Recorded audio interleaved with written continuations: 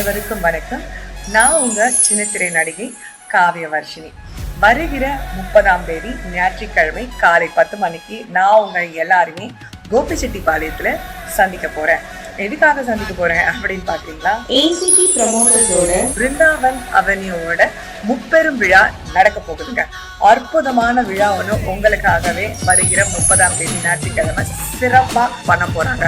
அதாவது வீட்டு மனை ஒப்படைப்பு, அது மட்டும் இல்லாம புதிய வீட்டு மனை அறிமுக விழா, இது மட்டும் இல்லாம குடும்ப விழாவும் நடக்க போகுது. இது பயங்கர குதூகலமா இருக்க போதுங்க.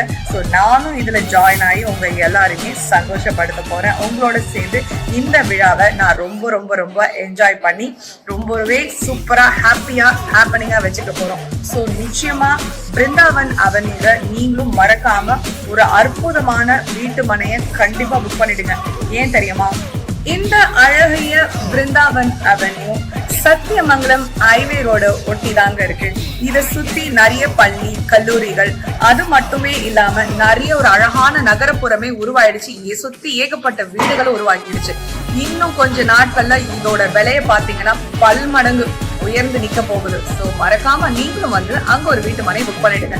நானும் என்னோட வீட்டு மனையை அங்க புக் பண்ண போறேன். சீக்கிரமே இது உங்களுக்கு ரெட்டிப்பான ஒரு ரிட்டர்ன்ஸாவும் ஒரு பெரிய இன்வெஸ்ட்மெண்டாவும் கண்டிப்பா இருக்குங்கிறதுக்கு நான் நிச்சயமா உத்தரவாதம் கொடுப்பேன். அது மட்டும் இல்லாம வீட்டு மனையை புக் பண்றவங்களுக்கு சூப்பரான நிறைய பரிசு பொருட்களும் காத்துக்கிட்டே இருக்கு. மேல வேற என்னங்க யோசனை.